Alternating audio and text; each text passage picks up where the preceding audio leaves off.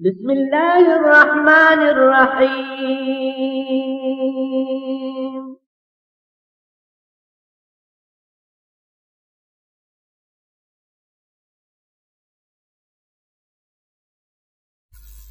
الحمد لله رب العالمين والصلاة والسلام على سيد الأنبياء والمرسلين وعلى آله وأصحابه أجمعين.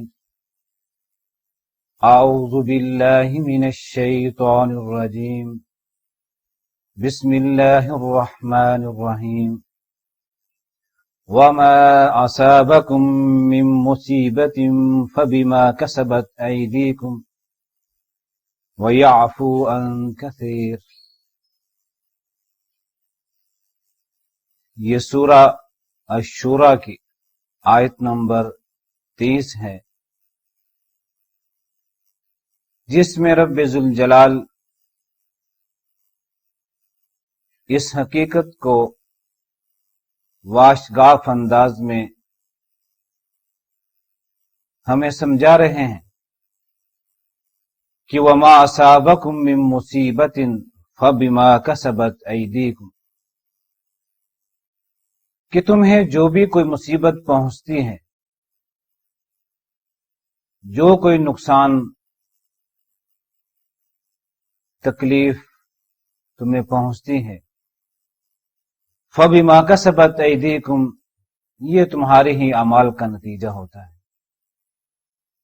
وَيَعْفُو عَنْ كَثِيرٍ، وہ تمہارا آقا و مالک تو تمہارے بہت سے گناہوں کو، تمہاری بہت سی معصیتوں اور نافرمانیوں کو معاف کر دیتا ہے. یہ چند ایک تمہارے گناہوں کا نتیجہ ہی ان مصیبتوں اور مشکلات کی صورت میں تمہارے سامنے آتا ہے.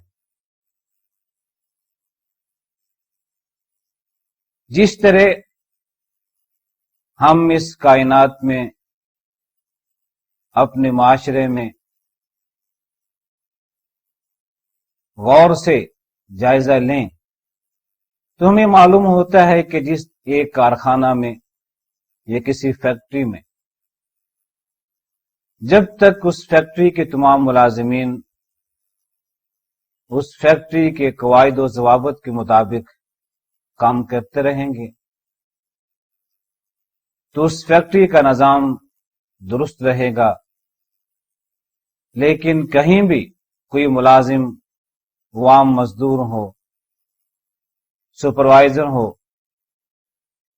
کسی محکمے کا انچارج ہو، اگر وہ قانون اور ضابطے سے ہٹ کے کوئی کام کرے گا تو آہستہ آہستہ اس فیکٹری کے نظم میں خلل واقع ہوگا، آہستہ آہستہ خرابی بڑھتی جائے گی، اور جس قدر اس فیکٹری سے متعلقہ آدمی قانون کی مخالفت کریں گے اتنی ہی اس فیکٹری کی کارکردگی میں خرابی آئے گی. اپنے گھرانے کو لے لیجئے، اگر ہمارے خاندان میں خاندان کے تمام افراد بڑوں کا احترام کریں، اپنے بزرگوں کی عزت کریں، اولاد والدین کا کہنا مانے، ان کی اطاعت کرے، فرما برداری کرے، اور والدین بھی اولاد سے محبت کریں، ان کی خواہشات کا احترام کریں، ان کے حقوق کو ادا کریں، تو یقیناً گھر کا نظام ایک اچھے انداز میں چلتا رہتا ہے. لیکن گھر کا ایک فرد بھی اگر گھر کے نظام میں خلل ڈالے تو گھر کے تمام افراد کی زندگی اجیرن بن جاتی ہے. بیان ہے یہ زمین جو ہمارا گھر ہے، تمام انسانوں کا ایک خاندان ہے، اس زمین میں بستا ہے. اگر اس زمین میں بسنے والے بھی اپنے خالق و مالک کی احکامات کی اطاعت کریں گے، اس کی تعلیمات اور ہدایات کو اختیار کریں گے، تو اس زمین کا نظام اچھے انداز سے چلتا رہے گا، کہیں کوئی خرابی فساد پیدا نہیں ہوگا۔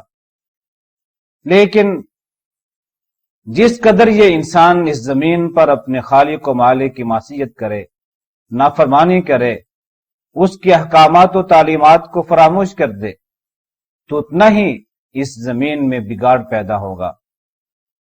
رب کائنات نے یہ بات بھی قرآن میں بتا دی، ظہر الفساد فی البر والبحر بما کسبت ایدی الناس، کہ زمین میں خشکی ہو یا سمندری علاقہ ہو، جہاں بھی کوئی خرابی آتی ہے، اگر سمندر میں طوفان آتا ہے سونامی کی صورت میں اور لمحوں میں بڑے بڑے جزائر کو نیست و نابود کر دیتا ہے، تو جان لیجئے یہ بھی تمہارے گناہوں کا، تمہاری معصیتوں کا نتیجہ ہے کہ سمندر میں بھی اس طرح کے طوفان آئیں۔ اگر تمہاری اس خشکی پہ سیلاب آتے ہیں، زلزلے آتے ہیں، تو یہ بھی تمہاری بدعمالیوں کا نتیجہ ہے۔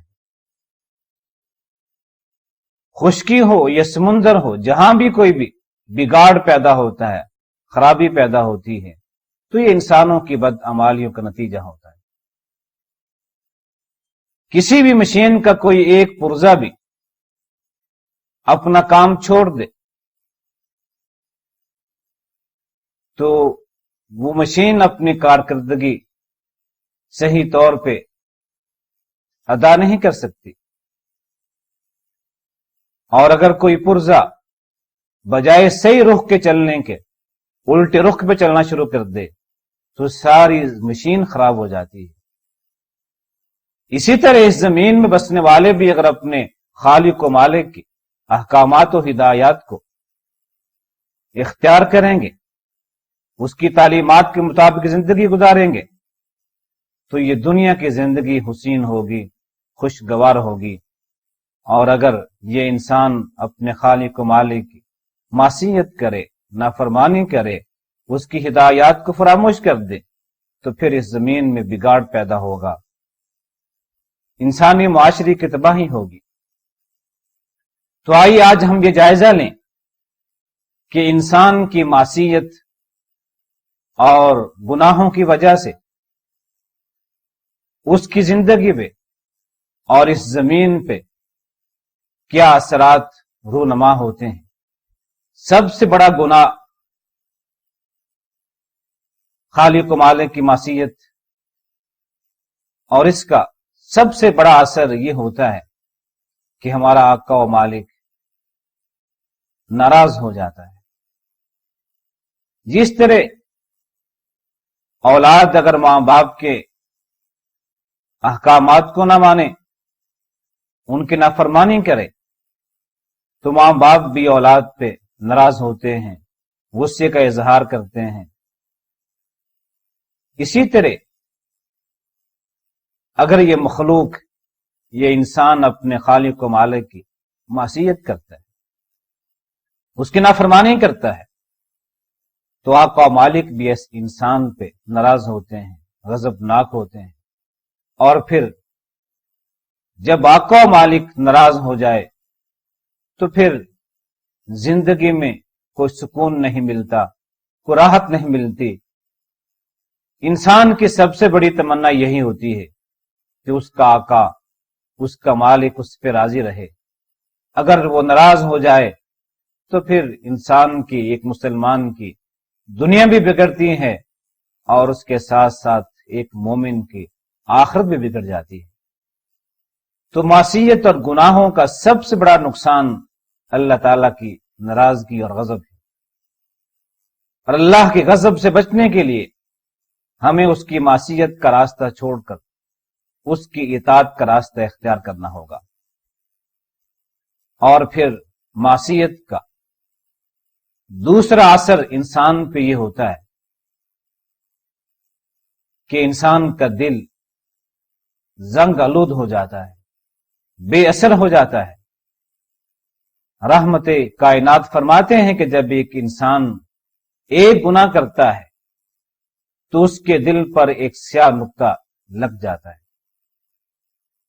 اگر گناہ کرنے کے بعد احساس شرمندگی کے ساتھ وہ توبہ کرتا ہے، اللہ سے گناہوں کی معافی مانگتا ہے، تو اس کے دل سے یہ سیاہ نقطہ صاف کر دیا جاتا ہے. لیکن اگر وہ گناہ پہ گناہ کیے جا رہا ہے، معصیتیں کیے جا رہا ہے، تو اس کے دل پر یہ سیاہ نقطے بڑھتے جا رہے ہیں، یہاں تک کہ انسان کا دل گناہ کرتے کرتے سیاہ ہو جاتا ہے. اور جب انسان کا دل سیاہ ہو جائے تو رب ذوالجلال نے اس کی تعبیر ان الفاظ کے ساتھ کی کہ کلا بل ران علی قلوبہم ما کانوا یکسبون، کہ قرآن کی تعلیمات کا ان پہ کوئی اثر نہیں ہوگا. انہیں جتنا چاہیں آپ سمجھاتے رہیں، جتنے چاہیں آپ دلائل دیں، لیکن ان کی بدعمالیوں کی وجہ سے ان کے دل زنگ آلود ہو چکے ہیں. ان کے دلوں پر اب قرآن کا بھی اثر نہیں ہوگا. تو معصیتوں کے ساتھ انسان کا دل بے اثر ہو جاتا ہے، اس پہ کوئی چیز بھی، کوئی نصیحت، کوئی دلیل اثر نہیں کرتی.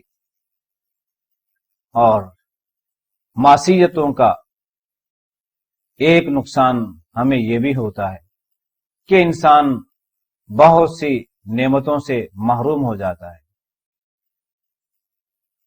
انسان کے پاس نعمتیں ہوں بھی تب بھی وہ ان سے لطف اندوز نہیں ہو سکتا. انسان گناہ گار ہو، اپنے خالق و مالک کی معصیت کرتا ہو، اس کا نافرمان ہو، تو پھر اس کی زندگی میں محرومیاں ہی محرومیاں ہوتی، اسے سکون نہیں ملتا. بڑا عالیشان مکان بھی ہو، خوبصورت مکان ہو، اس میں راحت و آرام کی ہر چیز موجود، لیکن ہم دیکھتے ہیں کہ عالیشان مکانوں میں رہنے والوں کو بھی گھر میں سکون نہیں ملتا. وہ بھی سکون کی تلاش میں کبھی کسی کلب کا رخ کرتے ہیں، کبھی کسی اور جانب جا کے سکون کو تلاش کرتے ہیں. یہ عالیشان محلات اور خوبصورت کوٹھیاں بھی اس انسان کو راحت اور سکون نہیں دے سکتے جو انسان اپنے خالق و مالک کا نافرمان ہو. اس گنہگار انسان کے پاس 4 انچ یا 6 انچ موٹے گدے بھی ہوں، لیکن پھر بھی نیند نہیں آتی. نیند کے لیے سکون آور گولیاں استعمال کرنا پڑتی ہیں. کیوں؟ اس لیے کہ جب اس انسان نے اپنے خالق و مالک کو نافرمانی کے ساتھ ناراض کر لیا، اب یہ ساری دنیا کی راحت کا سامان بھی اسے میسر آ جائے، اسے سکون نہیں ملے گا، راحت نہیں ملے گی. انسان کے پاس بہت مال ہو، لیکن اگر انسان اپنے خالق و مالک کی نافرمانی کرتا ہے تو اس کے مال میں برکت نہیں ہوتی. مال کی فراوانی بے شک ہو، لیکن اس میں برکت نہیں ہوتی. انسان سمجھتا ہے کہ میرے پاس مال بڑھتا جا رہا ہے، لیکن جتنا مال بڑھتا ہے اتنے ہی اخراجات بھی بڑھتے جا رہے ہیں. مال بھی بڑھ رہا ہے اور گھر میں بیماریاں بھی بڑھ رہی ہیں. جتنا مال بڑھتا ہے اتنے اخراجات بڑھ جاتے ہیں. یہ انسان کی معصیت کی وجہ سے اس کے مال میں برکت نہیں رہتی. اور خالق و مالک نے ہمیں بتا دیا تھا کہ من اعرض عن ذکری فإن له معیشۃ ضنکا، کہ جس شخص نے بھی ہمارے ذکر سے، ہماری نصیحت سے، ہماری تعلیمات سے اعراض کیا، ہم اس کی زندگی کو تنگ کر دیں گے. اسے دنیا کی زندگی میں سکون نہیں ملے گا.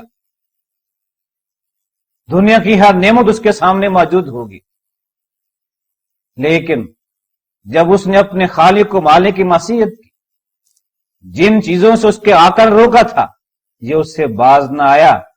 اب ہر چیز سامنے موجود ہے، لیکن ڈاکٹر کی ہدایت یہ ہے کہ تم نے گھی استعمال نہیں کرنا، تم نے مکھن استعمال نہیں کرنا، تم نے کوئی میٹھی چیز استعمال نہیں کرنی ہے، تم نے چینی استعمال نہیں کرنی ہے۔ اپنے رب کے حکم کی معصیت کی، نعمتیں اس نے عطا کی لیکن اس کی ناشکری کی، اس کے احکامات کو فراموش کر دیا۔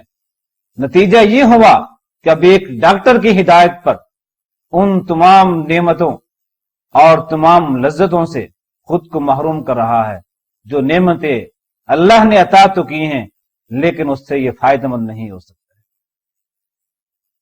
اور معصیت کے ساتھ انسان کا اپنا وقار اور مقام یہ متاثر ہوتا ہے، اس کی ذاتی حیثیت بے اثر ہو جاتی ہے۔ جب انسان اپنے خالق و مالک کی ہدایات کو فراموش کرتا ہے تو پھر وہ دیکھتا ہے کہ اس کی اولاد بھی اس کی فرما بردار نہیں رہی۔ جو شخص اپنے حقیقی مالک کی بات کو نہیں مانتا، اس کے احکامات کو نہیں مانتا، اسے اپنی اولاد سے یہ توقع نہیں کرنی چاہیے کہ اس کی اولاد اس کی فرما بردار ہوگی، اس کے بڑھاپے کا سہارا ہوگی۔ جب انسان خود اپنے خالق و مالک کو، اس کی ہدایات کو، احکامات کو فراموش کر دیتا ہے تو پھر اس خالق و مالک کی ہر مخلوق ایسے انسان کی نافرمانی کرتی ہے۔ فضیل بن عیاض بہت بڑے زاہد، عابد اور عالم گزرے ہیں۔ وہ کہتے ہیں کہ جب کبھی مجھ سے اللہ کی معصیت ہوگی، میں نے اللہ کے کسی ایک حکم کی نافرمانی کی تو میں اس کی معصیت کے اثرات اپنے گھر میں دیکھتا ہوں کہ میری سواری، میرا گھوڑا میری اطاعت نہیں کر رہا ہے۔ جب میں نے اللہ کی اطاعت نہیں کی، میں اللہ کی معصیت کی ہے تو اس کی معصیت کا اثر میں اپنے گھوڑے میں دیکھتا ہوں، اپنے ملازمین میں دیکھتا ہوں کہ میرے ملازم میری بات نہیں مان رہے ہیں، میری نافرمانی کر رہے ہیں، میری بیوی میری بات نہیں مان رہی ہے۔ تو وہ چیزیں جو میری ماتحت تھیں وہ میری نافرمان بن جاتی ہیں جب میں اپنے آقا و مالک کا نافرمان بنا۔ اس لیے معصیت کے ساتھ، اللہ کی معصیت کے ساتھ اس کے احکامات کو فراموش کر کے انسان اپنے ذاتی مقام کو، ذاتی وقار کو اور ذاتی حیثیت کو داؤ پہ لگا دیتا ہے۔ اور پھر معصیت کا ایک اثر زندگی میں یہ بھی ہوتا ہے کہ انسان خلوص سے محروم ہو جاتا ہے۔ اس لیے کہ جو شخص اپنے خالق و مالک کا، اپنے رازق کا، اپنے محسن اور منعم کے لیے مخلص نہ بنا، اس کا کون مخلص بنے گا؟ جس کی نعمتیں ہم استعمال کرتے ہیں، جس کے احسانات ہم پہ بے شمار ہیں، جو ہمارا خالق بھی ہے، مالک بھی ہے، رازق بھی ہے، جب ہم اس کے مخلص نہیں بنے پھر ہمارا مخلص کون ہوگا؟ خلوص ختم ہو جاتا ہے،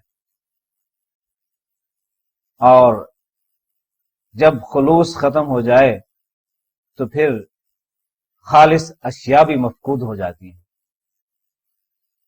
اپنے معاشرے پہ، زندگی پہ نگاہ ڈالیے کہ آج جب ہم اپنے خالق کے مخلص نہیں ہیں، ہمارے دلوں میں اپنے خالق کے لیے خلوص نہیں ہے، تو اس کی نعمتیں جو ہمیں خالص ملا کرتی تھیں، آج وہ خالص نعمتیں مفقود ہیں۔ نہ ہمیں دودھ خالص ملتا ہے، نہ ہمیں خوراک خالص ملتی ہے، کھانے پینے کی کوئی چیز خالص نہیں ملتی، حتیٰ کہ پانی بھی خالص نہیں ملتا۔ ہمارے بزرگ اسی پانی کو استعمال کرتے تھے لیکن صحت مند تھے، بیمار نہیں ہوتے تھے۔ لیکن آج ہم یہ سمجھتے ہیں کہ اگر ہم نے یہ عام پانی استعمال کیا ہم بیمار ہو جائیں گے، ہیپاٹائٹس ہو جائے گا، جگر کی بیماری پیدا ہو جائیں گی۔ کیوں؟ آج اس پانی میں کیا خرابی آ گئی؟ یہ زمین ہے، اسی زمین سے پانی نکالا کرتے تھے، ہمارے بزرگ یہی پانی پیتے تھے، لیکن ہماری معصیتوں کی وجہ سے آج یہ پانی بھی خالص نہیں رہا، ہمیں خالص پانی کے حصول کے لیے بھی اب مال خرچ کرنا پڑتا ہے، پیسے خرچ کرنے پڑتے ہیں، اور معصیتوں کے ساتھ ہماری زندگی میں آلودگی پیدا ہوتی ہے، ہم ماحولیاتی آلودگی کا رونر ہوتے ہیں کہ ہاں آب و ہوا خالص نہیں ہے، فضا آلودہ ہے، لیکن کبھی ہم نے غور کیا کہ ہمارے اخلاق و کردار کیا یہ آلودگی سے پاک ہے؟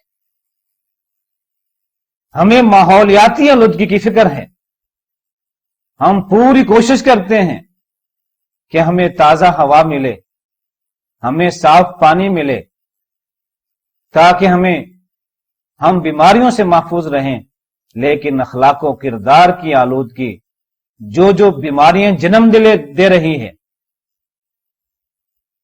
اخلاق و کردار کی آلودگی سے جو بیماریاں پیدا ہو رہی ہیں، کیا ہم نے کبھی سوچا کہ یہ لا علاج بیماریاں جن کا علاج ابھی تک انسان دریافت نہیں کر سکا، ان ساری لا علاج بیماریوں کا سبب اخلاق و کردار کی آلودگی ہے، اور گناہوں کی وجہ سے، اللہ کی معصیت کی وجہ سے انسانوں کے اندر جب اخلاق و کردار کی آلودگی پیدا ہوئی، ایسی بیماریاں پیدا ہو گئیں جن کا علاج ابھی تک انسان کی طاقت سے باہر ہے،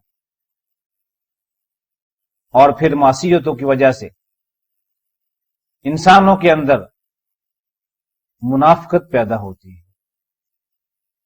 انسانیت ختم ہو جاتی ہے، انسانی ہمدردی باقی نہیں رہتی، اس لیے کہ جب یہ انسان اپنے خالق و مالک کے لیے اخلاص پیدا نہ کر سکا، اس کے لیے اپنے دل کو صاف نہ کر سکا، اسے آقا بھی مانے، اسے خالق بھی مانے، اس کی روزی بھی کھائے، اس کی زمین میں بھی رہے، اس کی تمام نعمتیں استعمال کرے، لیکن پھر بھی اس کے احکامات کو فراموش کر دے، اس کی نافرمانی کرے، تو جب یہ انسان اپنے آقا کے ساتھ مخلص نہیں ہے، تو پھر اپنے بھائیوں کے ساتھ اس میں کیسے اخلاص پیدا ہوگا؟ منافقت جنم لیتی ہے، انسانیت اور انسانی ہمدردی ختم ہو جاتی ہے۔ آج انسانی حقوق کے بے شمار تنظیمیں ہیں، لیکن پھر بھی انسان بنیادی حقوق سے محروم ہے۔ انسانی حقوق دلوانے والی تنظیمیں تو بن گئی، لیکن منافقت نہ جا سکی، بجائے اس کے کہ یہ انسان اپنے بھائیوں کے حقوق کو ادا کرے، یہ ان کے حقوق کو چھینتا ہے، غصب کرتا ہے، اور جب انسانی معاشرے میں انسانوں کے گناہوں اور معصیتوں کی وجہ سے یہ خرابیاں پیدا ہو جائیں، تو پھر رب کائنات بھی ایسے لوگوں پہ اپنا عذاب نازل کرتا ہے، اور اس عذاب میں، اس کے مواخذے اور پکڑ میں کبھی مہنگائی ہوتی ہے، کبھی قحط سالی آ جاتی ہے، مشکلات پیدا ہو جاتی ہیں، ظلم و جبر ہوتا ہے، حکمران عوام پہ زیادتی کرتے ہیں، لیکن یہ ساری حقیقتیں آج سے 1400 سال قبل محسن انسانیت نے ہمیں بتا دی تھی۔ آپ نے فرمایا تھا کہ لم ینقص قوم المکیال والمیزان الا اخذوا بالسنین وشدت المعونۃ وجور السلطان، کہ جب بھی کسی قوم نے ماپ اور تول میں کمی کی تو ان پر قحط سالی مسلط کر دی گئی، ان کو مشکلات میں جکڑ دیا گیا، اور یہ قوم اپنے بادشاہوں، حکمرانوں کے ظلم و تشدد کا نشانہ بنی۔ آپ نے فرمایا تھا کہ وَلَمْ يَمْنَعُوا زَكَاةَ أَمْوَالِهِمْ इल्ला मुनियुल क़तर मिनस समा वलौलल बहाइम लम युमतरू, कि जब भी कोई कौम, मुसलमानों की कोई कौम अपने मालों की ज़कात अदा करना छोड़ दे, माल की फरावानी है, माल बढ़ते जा रहे हैं, लेकिन इंसान माल खर्च नहीं करता, तो फिर इनके इस जुर्म की पादाश में रब्बे जुल जलाल कहसाली कर देते हैं, बारिशें कम कर देते हैं। और अगर इस जमीन पे इंसानों के सिवा ये जानवर छुपाए कीड़े मकोड़े न हों तो एक कतरा भी आसमान से न बरसे। इंसान की मासियत की वजह से रब्बे जुल जलाल अपनी रहमत की बारिश को महदूद कर देते हैं, कम कर देते हैं, कभी रोक देते हैं। और मासियत की वजह से कभी इंसान के रिज़्क में, उसकी रोजी में कमी आ जाती है। एक हदीस में आपने फरमाया कि अल्लाह के बंदो, अल्लाह ये फरमाते हैं अनफिक उनफिक अलैक, क्या मेरे बंदे तू खर्च कर, मैं तुझे ज्यादा दूंगा, और अगर तूने खर्च न किया तो फिर मैं भी तुझे कम दूंगा। और एक हदीस में आता है कि हर रोज दो फरिश्ते ये दुआ करते हैं। एक फरिश्ता ये दुआ करता है अल्लाहुम्मा आती मुनफिकन खालफन, क्या अल्लाह तेरा जो बंदा तेरा अता करदा माल तेरी राह में खर्च करता है, तेरी रजा के लिए, तो उसे और ज्यादा अता फरमा। दूसरा फरिश्ता दुआ करता है कि अल्लाहुम्मा आती मुमसिकन तलफन, क्या अल्लाह जिसको तूने माल दिया मगर वो माल को खर्च नहीं करता है, उसके माल को तलफ कर दे, बर्बाद कर दे, खत्म कर दे। तो जब इंसान अल्लाह की मासियत करता है, अल्लाह के अता करदा माल को उसके बंदों की बहबूद के लिए खर्च नहीं करता, इंसानियत के लिए, इंसानी बहबूद के लिए, गरीबों की हमदर्दी में उसे इस्तेमाल नहीं करता, तो फिर उसकी इस मासियत की वजह से उसकी रिज़्क में, उसके माल में कमी आ जाती है। और अल्लाह की मासियत का एक नतीजा कौमों की गुलामी की सूरत में भी होता है कि जब कोई कौम इज्तिमाई तौर पर अल्लाह की मासियत करती है और किसी कौम की मासियतें गुनाह बढ़ जाते हैं, तो फिर रब्बे जुल जलाल इस कौम से आजादी की नेमत छीन लेते, उन्हें गैरों का, दुश्मनों का गुलाम बना देते हैं। और तारीख इस बात पे शाहिद है कि जब भी किसी भी कौम ने अल्लाह की मासियत की और अल्लाह की नाफरमानी में हद से बढ़ गए, तो उस कौम को अपने दुश्मनों का, गैरों का गुलाम बनना पड़ा। हज़रत उमर फारूक की खिलाफत का वाकया है कि कब्रस का इलाका जब फतह हुआ, मुसलमानों ने इस शहर पर कब्जा कर लिया। हर जाने मुसलमान खुशी का इजहार कर रहे थे कि हमें फतह हासिल हुई है, ये इलाका, ये शहर हमारे कब्जे में आ गया। लेकिन एक सहाबी रसूल हजरत अबू दरदा अलग जगह पर बैठकर तन्हाई में रो रहे थे।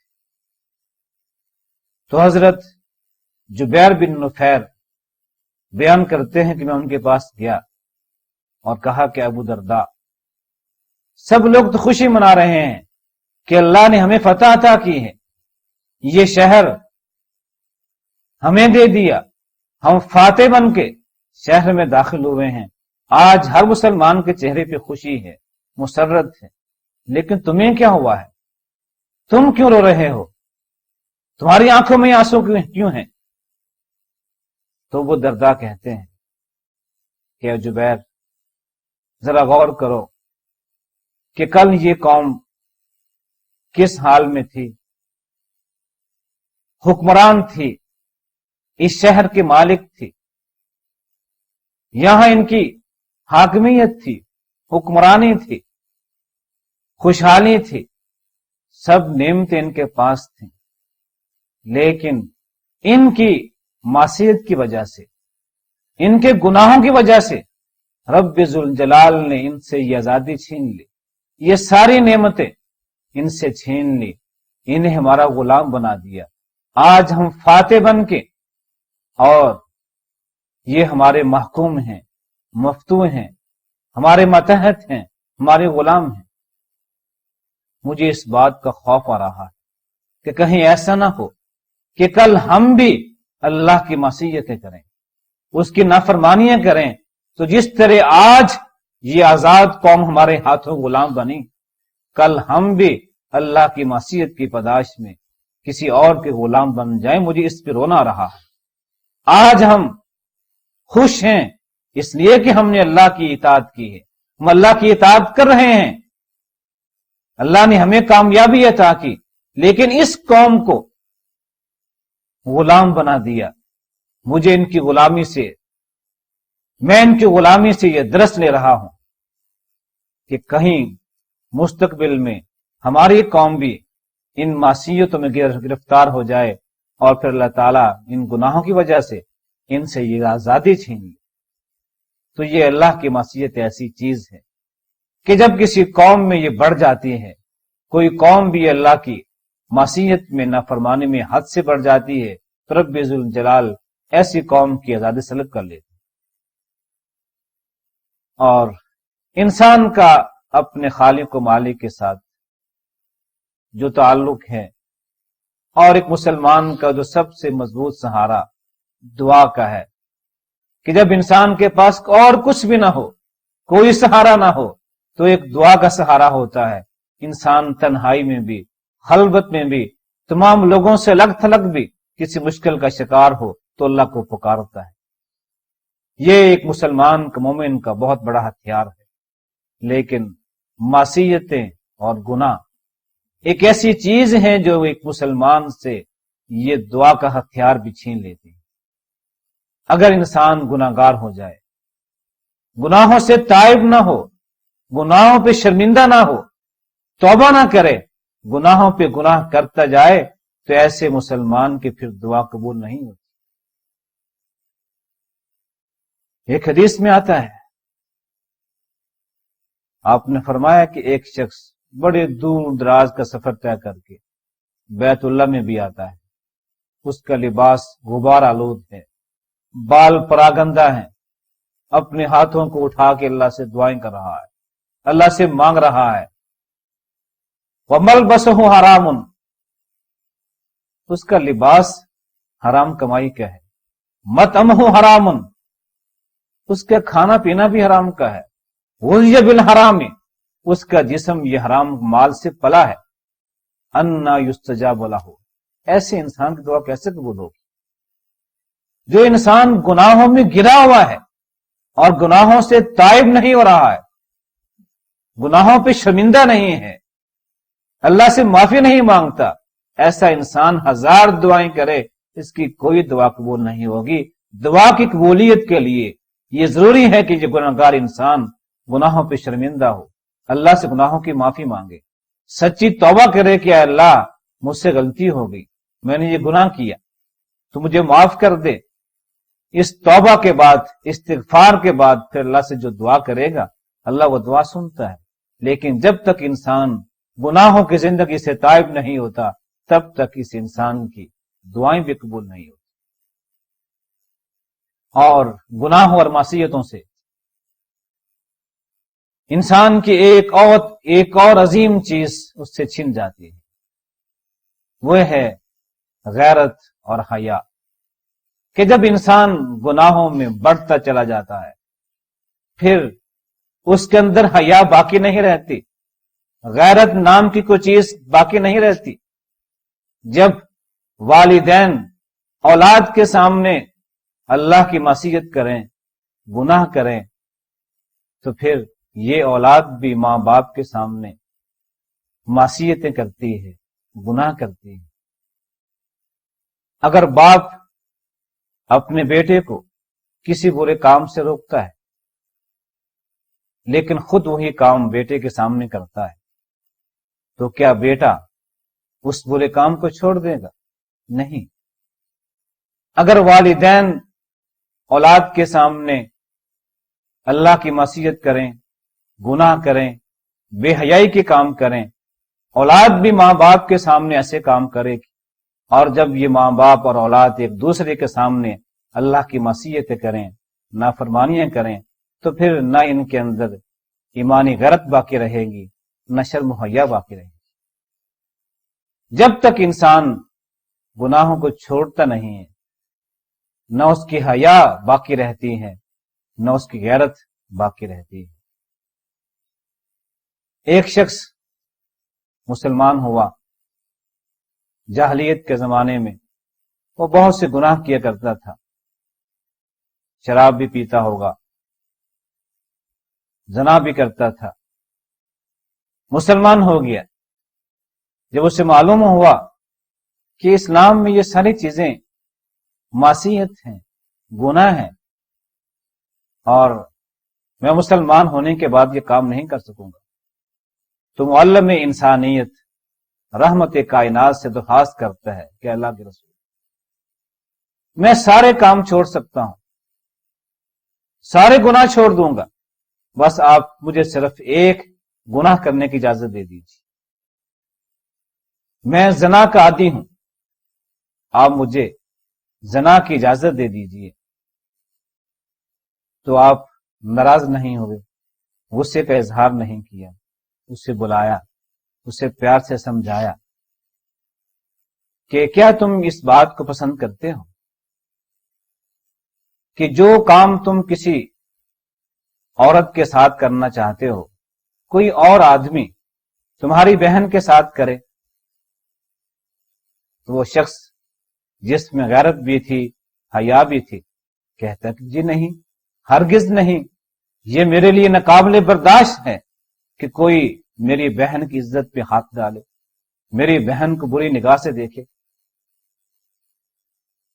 تو فرمایا کیا تم یہ چاہتے ہو کہ تم جو گناہ کسی اور کے ساتھ کرنا چاہتے ہو، کوئی اور شخص تمہاری ماں کے ساتھ یہ گناہ کرے؟ وہ کہتا جی نہیں، ہرگز نہیں، میں کبھی بھی یہ بات برداشت نہیں کروں گا کہ کوئی میری ماں کی عزت پہ ہاتھ ڈالے۔ آپ نے فرمایا کیا تو یہ پسند کرتا ہے کہ کوئی شخص تیری بیٹی کے ساتھ یہ گناہ کرے جو تو کسی اور عورت کے ساتھ گناہ کرنا چاہتا ہے؟ کہتا جی نہیں۔ تو آپ نے فرمایا کہ پھر دیکھو، اگر تم یہ نہیں پسند کرتے، تم نہیں چاہتے کہ کوئی غیر تمہاری بیٹی، تمہاری بہن اور تمہاری ماں کے ساتھ یہ کام کرے، اس کی عزت پہ ہاتھ ڈالے، اسے بری نگاہ سے دیکھے، تو پھر تم جو کرنا چاہتے ہو، کیا وہ عورت کسی کی ماں نہیں ہوگی، کسی کی بہن نہیں ہوگی، کسی کی بیٹی نہیں ہوگی؟ اس طرح اچھے انداز میں سمجھایا، غیرت موجود تھی، حیا موجود تھی۔ اس کے بعد وہ ہر گناہ سے تائب ہو گیا اور کبھی بھی کسی عورت کو نگاہ اٹھا کے نہیں دیکھا کہ کون ہے اور کون نہیں۔ لیکن جب انسان معصیت میں اتنا گر جائے، گناہوں کے اتنا عادی ہو جائے، تو پھر رفتہ رفتہ اس کے اندر حیا ختم ہو جاتی ہے، غیرت باقی نہیں رہتی، اور پھر ایسا مسلمان جو ساری زندگی گناہ پہ گناہ کرتا رہے، کبھی بھی اسے شرمندگی کا احساس نہ ہو، کبھی بھی توبہ کا ارادہ نہ بنے، تو پھر ایسے انسان کو مرتے وقت کلمہ نصیب نہیں ہوتا۔ اور ایسی بے شمار مثالیں ہمارے سامنے موجود ہیں کہ آخری سانس ہے، جب اس سے کہا گیا کہ کلمہ پڑھو، اپنی زبان سے یہ الفاظ ادا کر دو، لا الہ الا اللہ محمد الرسول اللہ، اس کی زبان نے ساتھ نہیں دی، کہ جس زبان سے ساری زندگی گالیاں دیتا رہا، جس زبان سے غیبت کرتا رہا، چغلیاں کرتا رہا، جس زبان سے جھوٹ بولتا رہا، جس زبان سے دوسروں کی توہین اور بے عزتی کرتا رہا، اس سے تائب نہیں ہوا، اسے گناہ نہیں سمجھا، اس پہ معافی نہیں مانگی، آج وہ کس طرح گندی زبان اس کلمہ طیبہ کو ادا کر سکتی ہے؟ ہرگز نہیں۔ اور یہ ایک مسلمان کی سب سے بڑی ناکامی ہے، خسارہ ہے کہ مرتے وقت اسے کلمہ طیبہ بھی زبان سے ادا کرنے کی ہمت نہ ہو۔ تو یہ سارے ایسے نقصانات ہیں جو اس مسلمان کو، ایک انسان کو اللہ کی معصیت اور نافرمانی کے نتیجے میں اس کے سامنے آتے ہیں، اور ایک گناہ گار مسلمان کی زندگی بھی جلن ہو جاتی ہے، دنیا کی نعمتیں وافر ہوتی ہیں، اولاد بھی گھر میں موجود ہے، لیکن نہ اسے مال سے سکون ہے، نہ اولاد کی طرف سے سکون ہے، کاروبار میں پریشان ہے، ہر وقت اسے یہی فکر ہے میرا فلاں کام نہیں ہوا، میرا فلاں کام نہیں ہوا۔ وہ اللہ کے بندے، تو نے کبھی زندگی میں سوچا نہیں کہ اللہ نے مجھے نماز کے لیے بلایا ہے، تو نماز کے لیے وقت نہیں نکال سکا تو تیرے اوقات میں برکت کیسے ہوگی؟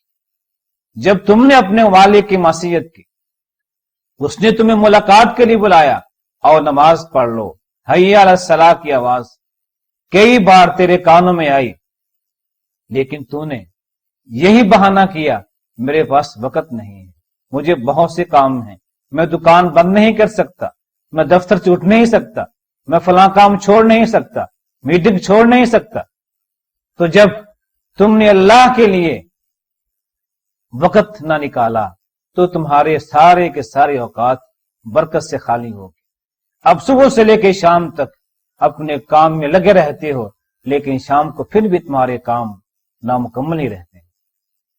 اس لیے اپنے مال میں برکت چاہتے ہو، اوقات میں برکت چاہتے ہو، اولاد کو فرما بردار دیکھنا چاہتے ہو، اولاد کی طرف سے سکون چاہتے ہو کہ تمہاری اولاد تمہارے دل کا سکون بنے، آنکھوں کی ٹھنڈک بنے، تمہاری عزت افزائی کا سبب بنے، تو پھر تمہیں اپنے خالق و مالک کی اطاعت کرنا ہوگی، اس کی معصیت سے اجتناب کرنا ہوگا، گناہوں سے توبہ کرنی ہوگی۔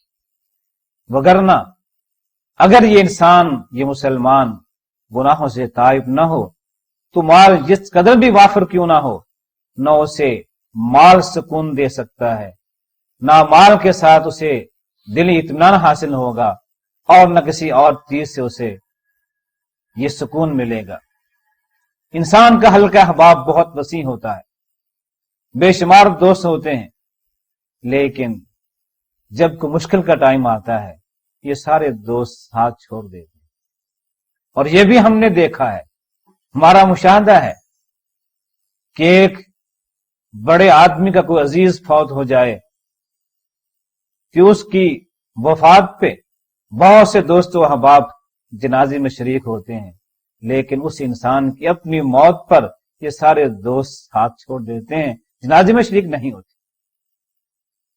جب انسان اللہ کا نہیں بنا، اللہ کی معصیت کرتا رہا، جو اپنے خالق و مالک کا نہیں بنا، یہ دوست اس کے کیسے بن جائیں گے؟